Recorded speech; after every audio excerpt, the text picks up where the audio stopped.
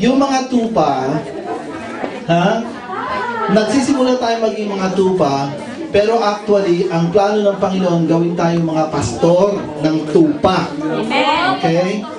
So, yung mga pastor ng tupa, sila po ay, pag lumaki sila sa kanilang pananampalataya, yung pagiging tupang ligaw nila, they are being transformed to disciples of Jesus. So, si Jesus had 12 disciples. So, meron tayo ngayon 3, 6, 9, 12, 16. Okay? So, glory to God. Okay, are we ready?